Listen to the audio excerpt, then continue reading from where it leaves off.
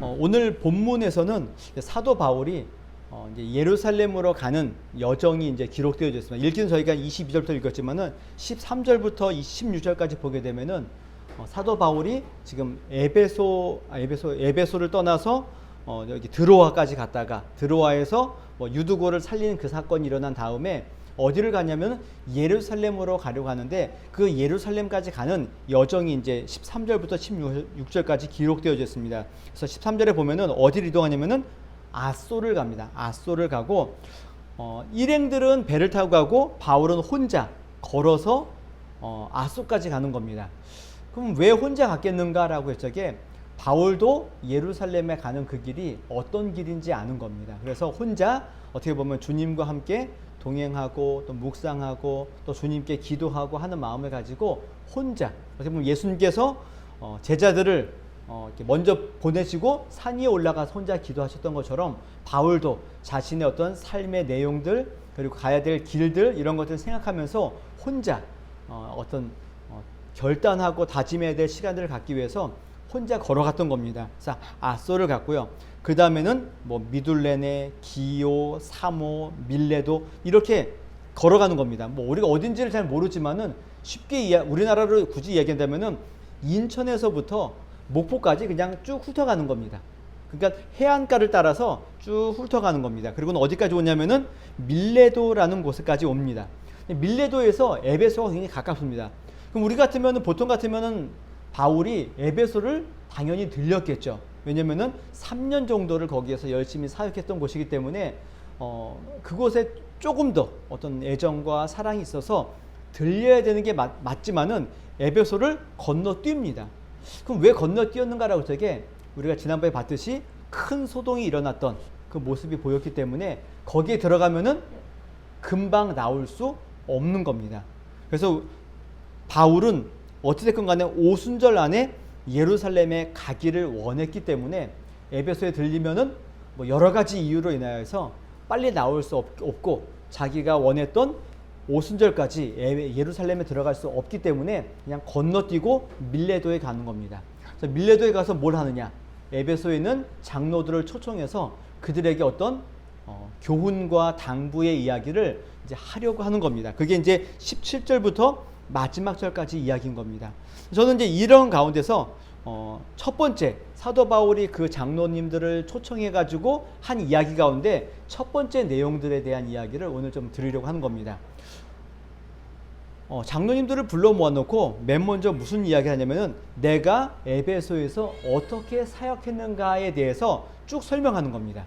그러니까 바울이 에베소에서 어떻게 사역을 했는가, 그러니까 과거의 어떤 내용들, 그 내용들을 지금 설명하는 겁니다. 이 이야기를 하는 이유는 다음 주에 볼 당부의 내용들, 28절부터 나올 당부의 내용들을 하기 위해서 앞에 먼저 얘기하는 거죠. 내가 너희들에게 이런 마음들을 가지고 이런 사역을 했기 때문에 지금 내가 이런 당부를 하니 잘 듣고 지키고 했으면 좋겠다. 그 이야기를 하기 위해서 앞에 내용들을 쭉 설명하는 거죠. 내가 어떻게 너희들에게 사역했는가라는 겁니다.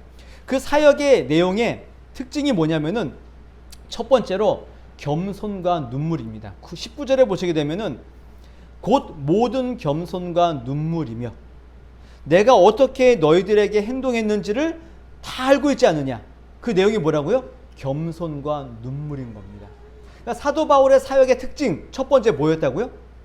겸손과 눈물인 겁니다. 모든 사람을 향하여서 항상 겸손했던 겁니다. 그럼 겸손이 뭐냐?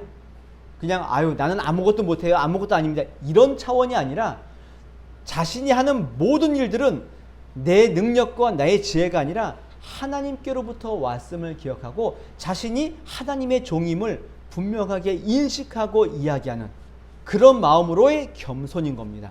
그래서 자랑하지 않고 교만하지 않고 언제나 겸손하게 주님의 말씀을 그의 사랑하는 모든 사람들에게 증거했던 모습, 이게 겸손인 겁니다. 그러니까 그 당시 많은 철학자들, 선생님들은 한 번에 뭘 다 이야기하지 않습니다. 내가 가지고 있는 모든 지식의 내용들을 한 번에 오늘 다 제가 쏟아내면은 그 다음에는 이야기할 게 있나요, 없나요? 없죠. 듣는 사람도 똑같은 겁니다. 지난주에 했던 얘기 또 하네? 바뀌지 않네? 이렇게 되면은 그 사람의 이야기를 듣지 않을 거기 때문에 그 당시에 많은 무슨 철학자들, 뭐 연사들, 학자들은 자기들의 내용을 다 얘기하지 않고 어떻게 합니까? 요만큼 얘기했다가 또 그 다음에 또 얘기하기 위해서 남겨두는 겁니다. 그러나 바울은 그러지 않는 거죠. 이것은 내 것이 아니기 때문에 하나님의 어떤 은혜로 받은 복음의 내용이기 때문에 그들을 겸손하게 다 이야기해요. 이게 겸손인 겁니다. 두 번째는 눈물입니다.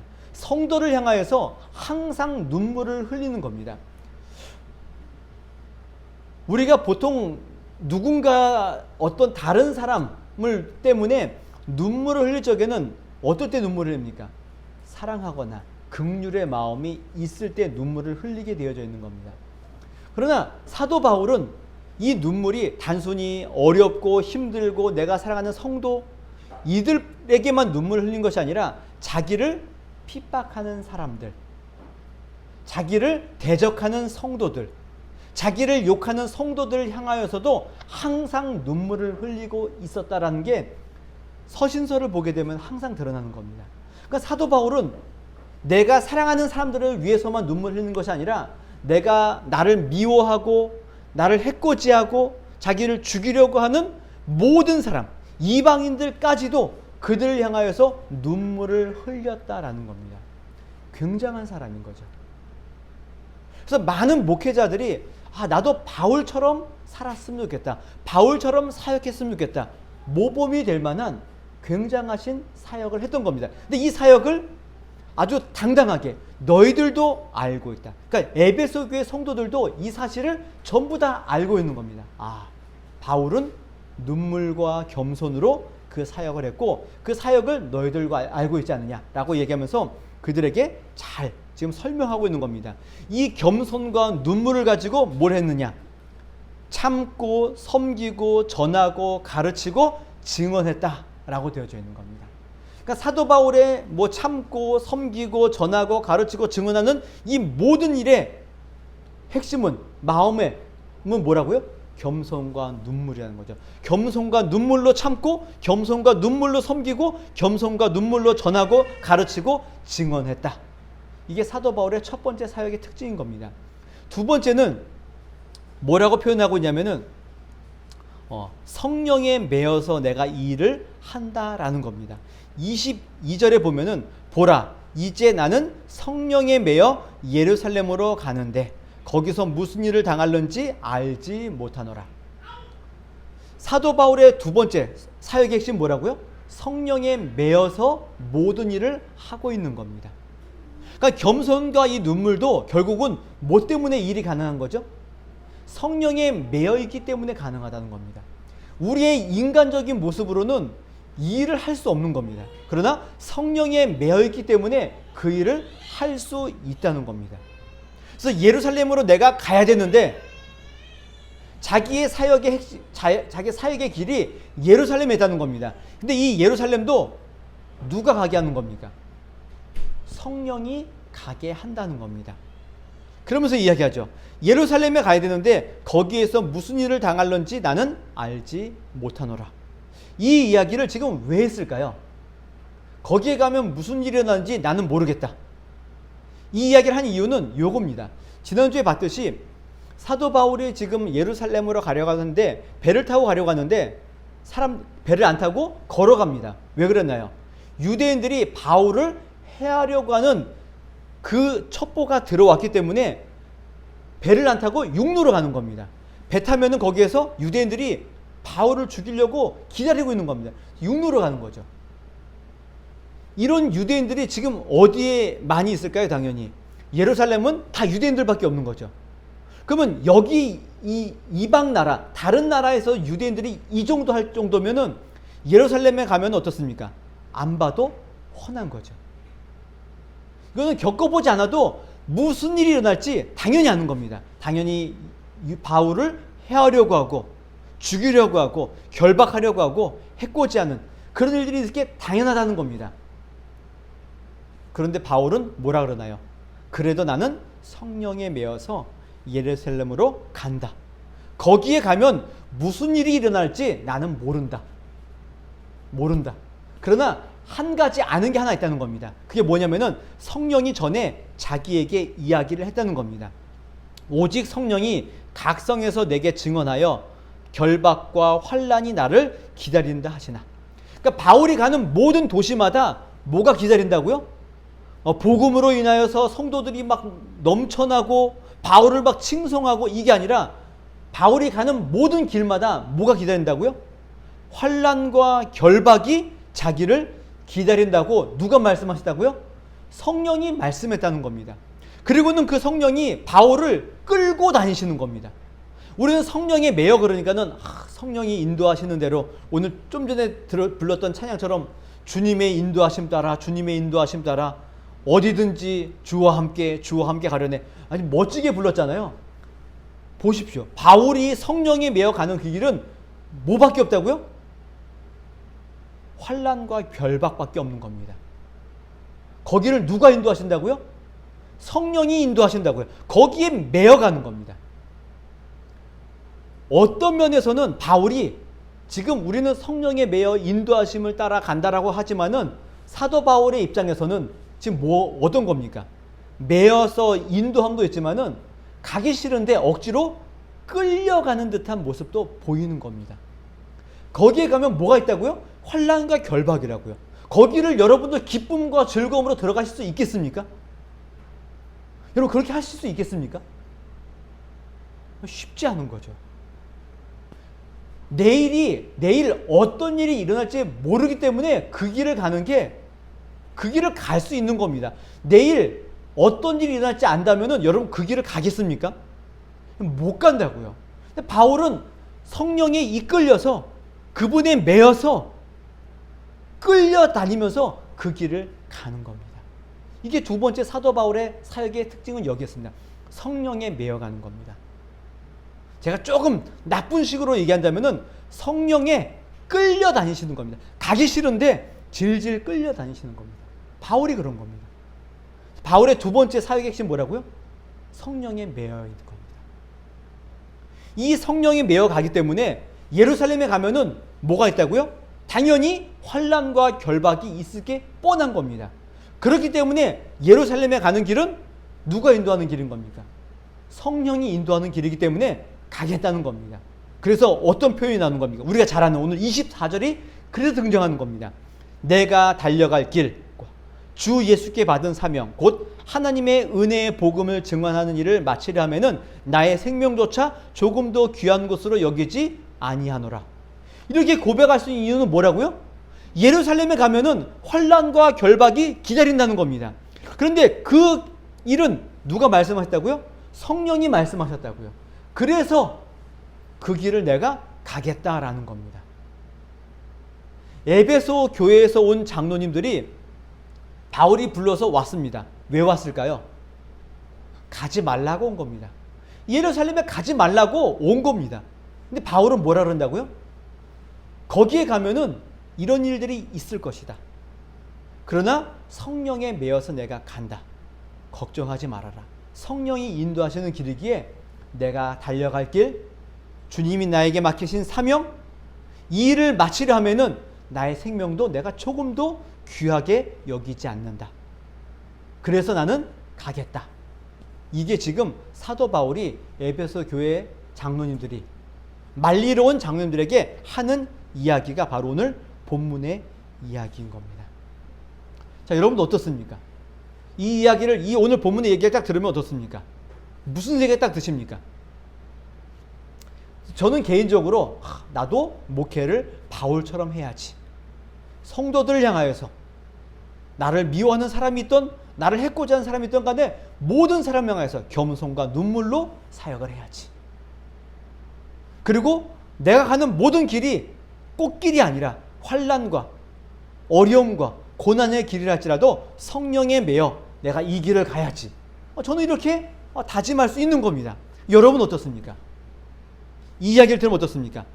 이건 어차피 사도 바울의 이야기고 이거는 목회자들만 하는 이야기니 우리와 관계없지. 나의 달려갈 길, 주 예수께 받은 은혜의 복음을 증언하는 일, 받은 사명, 나는 이런 걸 하는데 내 생명도 조금 더 귀하게 여기지 않아. 이건 나와 관계없는 이야기야. 라고 우리는 말할 수 있을 수 있다는 겁니다. 그렇다면 오늘 이 본문의 이야기는 목회자들에게만 적용되는 이야기인가라는 거죠. 성경은 목회자들에게만 이야기하는 것이 아니라 이거는 누구에게 하는 거죠? 모든 성도들에게 이야기하는 내용들이라는 겁니다. 오늘 이 고백이 저와 여러분들의 고백이 되셔야 되는 겁니다. 근데 문제는 이 고백을 함에 있어서 이 고백을 할 수 있도록 만든 앞에 내용은 뭐가 있죠? 내가 성령에 매여서 간다는 이겁니다. 성령에 매여 간다는, 성령이 나를 이끌어 간다는 이 믿음과 이 사실의 내용이 없다면은 우리는 이 고백을 할 수 없는 겁니다. 할 수 없는 겁니다. 이 고백을 할 수 없기 때문에 우리는 항상 뭐라고 얘기하나요? 이거는 바울이니까 할 수 있는 이야기야. 그럼 바울은 우리와 어떤 사람입니까? 바울과 우리와 비교했을 때 바울하고 우리하고 다른 점이 뭡니까? 있나요, 없나요? 없어야 됩니다. 있다라고 이야기하면은 뭐가 되는 거죠? 바울은 정말 신앙의 한 단계 높은, 우리가 따라갈 수 없는 이 경지에 있는 사람이고, 우리는 거기에 따라갈 수도 없는, 세례 요한식으로 얘기하면은 우리는 그분의 신을 풀고 매는 일도 감당할 수 없는 사람들이고, 바울은 대단한 사람이야. 우리는 이렇게 치부해버리고 우리가 해야 될 일들을 그냥 내려놓는 그런 일들을 할 수 있다라는 겁니다. 오늘 이 본문의 이야기가 그거는 사도 바울이니까 가능하죠. 우리는 여기에 관계 없습니다. 우리는 할 수 없는 일입니다. 우리는 이렇게 치부해 버릴 수 있다는 거죠. 그리고는 바울의 그 능력과 바울의 지혜와 바울의 그 사명과 바울의 의지를 우리는 찬송하고 높이는 일들만 할 뿐이지, 우리가 그 일을 하려고 하는 마음들은 요만큼도 없을 수 있다라는 겁니다. 없을 수 있는 겁니다. 세상 사람들이, 그러니까 보통 일반 사람들이 보통 요즘 뭐라 하면 교회를 비난하고 목회자를 비난하고 성도를 많이 비난합니다. 교회가 뭐 그래? 목사가 왜 저래? 예수 믿는 사람들이 왜 저렇게 살지? 그렇게 막 이야기합니다. 근데 그 이야기를 하는 사람들을 잘 돌아보시게 되면은 그분들도 잘 못 삽니다. 자기들도 그렇게 안 살면서 교회를 향하여서, 목회자를 향하여서, 성도를 향하여서 뭐라 그럽니다. 자기들도 잘 못 살면서. 그래서 저는 그 이야기를 들으면서 한편으로는 이렇게 약간의 위안을 받는 내용이 있습니다. 뭐냐면은 그들이 교회와 목회자와 성도를 볼 적에 뭐가 있다는 겁니까? 기대가 있다는 거지, 기대가. 그래도 너희들은 좀 달라야 되지 않느냐? 믿는 자들은, 목사라면은, 교회라면은 뭔가 달라야 되지 않겠느냐? 라는 뭔가 기대감과 기준이 그들에게 있기 때문에 그런 말을 하고 있지 않은가, 그런 마음이 드는 겁니다. 그래서 그들이 교회를 향해서 기대치가 있구나, 그렇게 저는 나름 위로를 하는 겁니다. 우리도 마찬가지죠. 바울의 이런 모습들을 보면서 우리는 그렇게 못 살지만은 바울이 그렇게 살았으니 바울을 보면서 우리가 혹시 위안을 삼고 있지 않은가 싶은 겁니다. 우리는 스스로 이렇게 얘기하죠. 나는 너무 그렇게 살고 싶다고. 우리의 바람은 다 그렇게 있습니다. 나도 멋지게 살고 싶고 바울처럼 살고 싶고, 저는 너무 바울처럼 살고 싶어요. 저도 바울처럼 이 고백을 나의 좌우명으로 알고 나의 신앙의 모토로 알고 살고 싶어요 라고 우리는 항상 이야기를 한다는 겁니다. 그런데 우리의 실제는 어떻습니까? 그렇게 살고 있지 않다는 것. 그리고는 뭐 한다고요? 그냥 다른 사람이 하는 것으로 그냥 위안 삼고 나는 안 돼. 우리가 잘 아는 핑계 있잖아요. 마음은 원이로되 육신은, 이게 항상 우리의 어떤 핑계거리고 우리가 스스로 뭐랄까요? 안 하려고 하는 우리의 신앙의 게으름과 이 나태함들을 그냥 이렇게 위로해버리고 그냥 이렇게 핑계대버리는 일들이 우리 가운데 있지 않은가 싶은 겁니다. 오늘 본문의 이야기도 우리로 하여금 바울을 높이고 칭송하고 우리의 신앙을 그냥 뒤로 넘겨버리는 그런 본문으로 우리에게 주어지는 내용이 분명히 아닐 거라는 겁니다. 바울과 우리는 너무나 다른 동떨어진 사람이야. 우리와 전혀 다른 차원의 사람이야. 이런 거 보여주라고 나온 본문이 아닐 거라는 겁니다. 그럼 우리도 동일하게 바울이 가진 믿음과 신앙의 내용을 따라서 그가 순종했던 모습들을 저와 여러분들이 따라가야 될 필요가 있다는 겁니다. 예수님께서 이런 말씀을 하십니다. 나무도 좋고 열매도 좋다 하든지 나무도 좋지 않고 열매도 좋지 않다 하든지 알아. 그 열매로 나무를 아느니라. 자, 좋은 나무는 뭘 맺게 되어 있죠? 좋은 열매를 맺게 되어져 있는 겁니다. 근데 우리는 그렇죠. 나는 좋은 나무인데 내 육신이 연약해서 좋은 열매를 못 맺고 있다고 우리는 스스로 이렇게 핑계를 댄다는 겁니다. 근데 성경은 뭐라고 얘기하죠? 좋은 나무는 좋은 열매를 맺는다는 겁니다. 나쁜 나무는 나쁜 열매를 맺게 되어져 있다는 겁니다. 그럼 우리의 신앙의 순종의 열매가 없다면은 우리는 뭐라는 겁니까? 내가 좋은 나무인지 나쁜 나무인지 한번 돌아볼 필요가 있다는 얘기를 하는 겁니다. 근데 우리는 뭐라 그러죠? 나는 좋은 나무인데 비료가 없어서 물을 안 먹어서 좋은 열매를 못 맺고 있어. 우리는 이렇게 핑계를 댄다고요.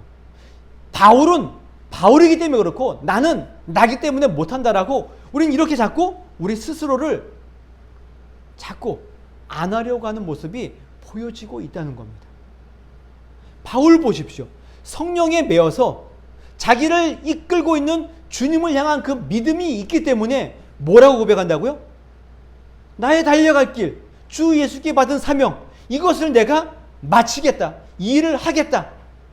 그겁니다. 그리고 이게 결단으로 끝난 건가요? 결심으로 끝나는 건가요? 아니죠. 앞에 뭐가 있었나요? 내가 모든 겸손과 눈물로 너희들과 함께하지 않느냐. 이 삶의 내용이 있는 겁니다. 바울은 단순히 입으로만 결단한 게 아닌 겁니다. 바울은 입으로만 나의 달려갈 길, 주 예수께 받은 사명, 이것을 마치려면은 나의 생명도 조금 더 귀한 것으로 여기지 않겠노라. 이렇게 말만 했나요? 실제로 그렇게 살고 있고 그렇게 결단하고 그 길을 가고 있다는 겁니다. 그의 믿음과 그의 삶의 내용이 하나가 되어져 있다는 겁니다. 근데 우리는 어떤가요? 여러분, 믿음이 있습니까? 결단이 있습니까? 그럼 뭐가 나타나야 되죠?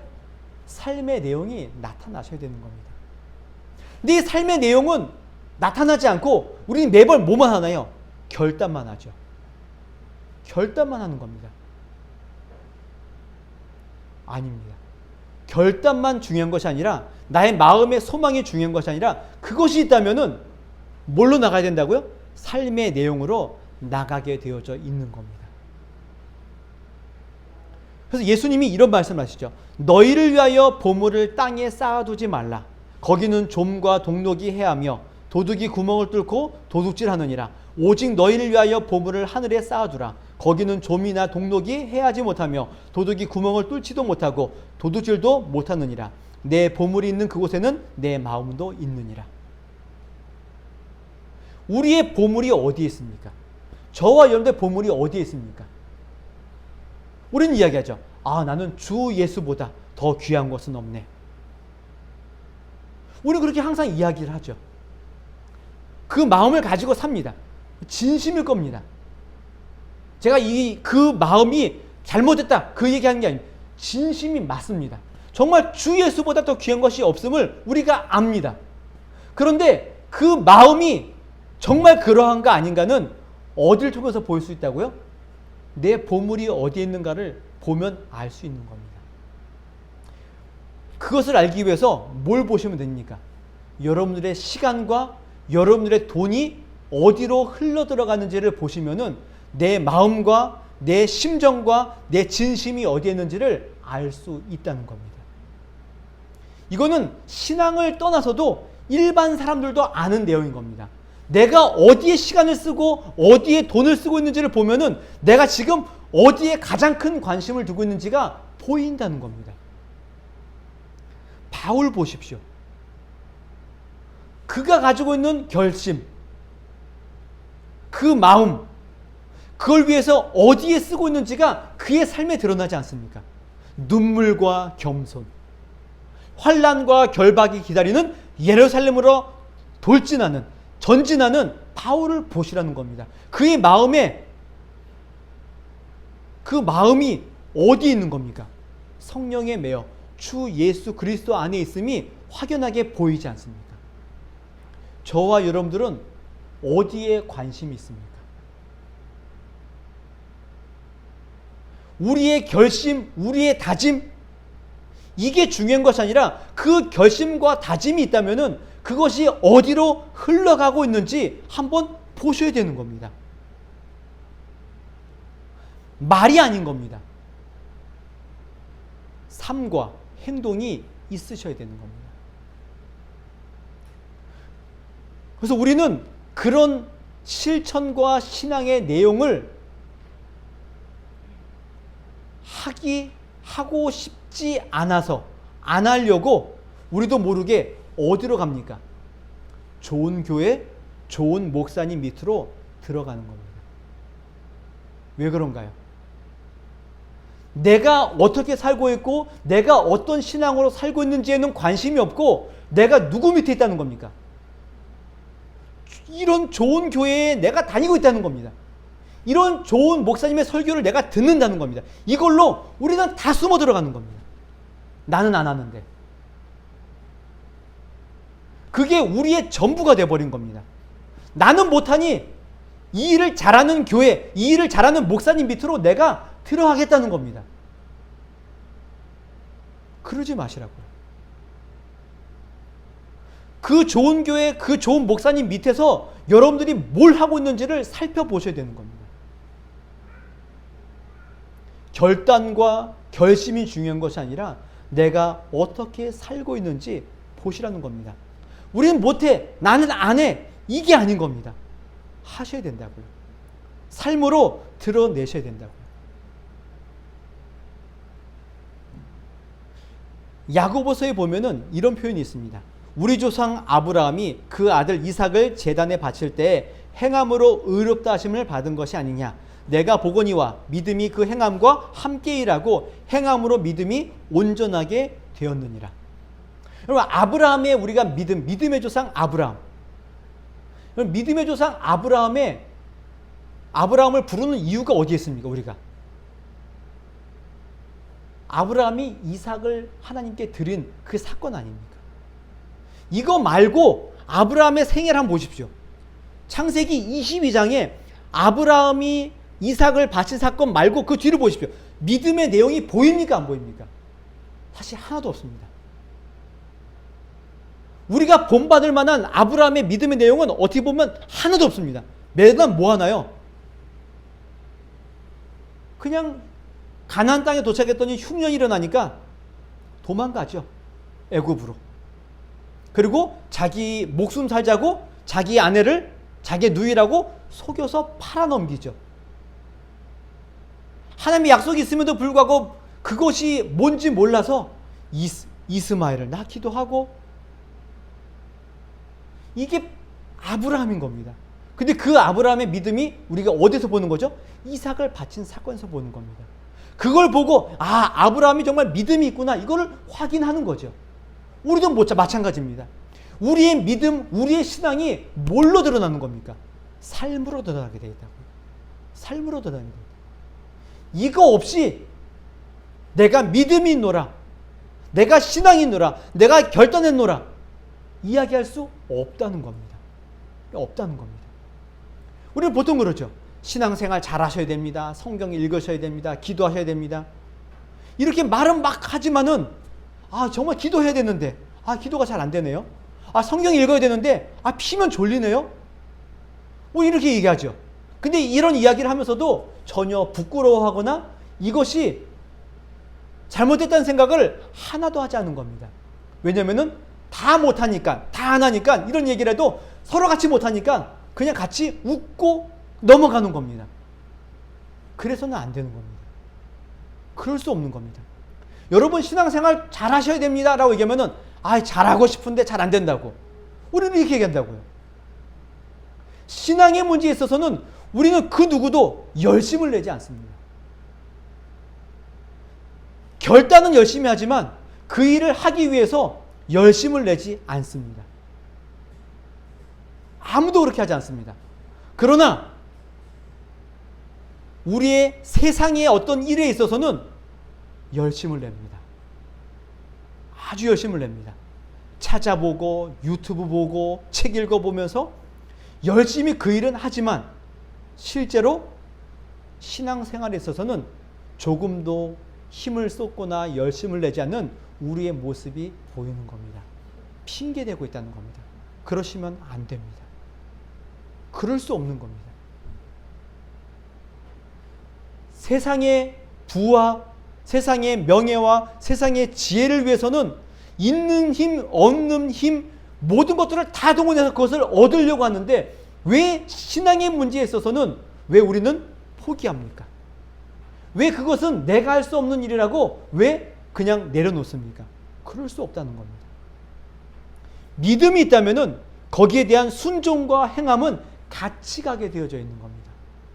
사도 바울의 이 결심과 결단이 그냥 있지 않습니다. 이 결심과 결단이 예루살렘으로 눈물과 겸손으로 그를 이끌어가고 있다는 겁니다. 오늘 저와 여러분들은 예수님을 믿는 자들입니다. 예수님을 우리의 전부로 알고 살아가는 자들입니다. 어떻게 해서든 신앙생활을 열심히 최선을 다해 하기로 결심한 사람들입니다. 그렇다면은 그 일을 하기 위해 최선을 다해 주십시오. 바울의 일이라고 넘겨짚지 마십시오. 이것은 바울만 할 수 있는 일, 이거는 그냥 목사님들만 할 수 있는 일, 그렇게 치부해버리지 마시라는 겁니다. 그 길을 같이 걸어가셔야 되는 겁니다. 오늘 사도 바울이 이렇게 고백을 하죠.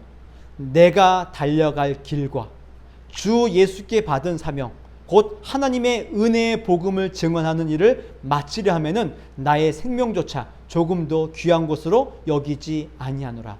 이 결심이 있기까지 바울이 뭐가 있었죠? 성령에 매여서 가는 겁니다. 성령의 인도하심에 순종하며 가는 겁니다. 그 일이 있기에 이 결단을 하는 것이고 이 결단이 있기에 눈물과 겸손으로 성도들과 교회를 섬기는 것이고 환난과 결박이 기다리는 예루살렘으로 가는 것입니다. 오늘 이 말씀을 듣는 저와 여러분들이 이런 결심을 했으면 좋겠습니다. 오늘 바울의 결단에 여러분들의 마음이 뜨거워지셨습니까? 여기에 뭔가 감격이 있으셨습니까? 그렇다면은 이 고백을 하고 이 결단을 하시면서 나를 이 고백과 결단으로 인도하실 성령을 따라 걸어가십시오. 그 길을 묵묵히 걸어가십시오. 우리의 소망과 우리의 바램을 따라 걸어가는 자들이 아니라 성령이 나를 인도하시는 그 길을 따라 걸어가십시오. 성령에 매어 걸어가십시오. 그 길을 걸어가다 보면은 우리도 바울처럼 이런 고백을 할 수 있을 것이고 이 고백과 함께 눈물과 겸손으로 그리스도의 복음을 증거하는 그 길에 여러분들이 있을 것이고 환난과 결박이 기다리는 예루살렘도 과감하게 결단하며 걸어갈 수 있는 성도가 될 수 있음을 기억하시면서 중요한 건 뭐라고요? 성령에 매여 그분의 길을 묵묵히 걸어가시는 하나님의 백성들이 되시기를 주님의 이름으로 부탁을 드리겠습니다.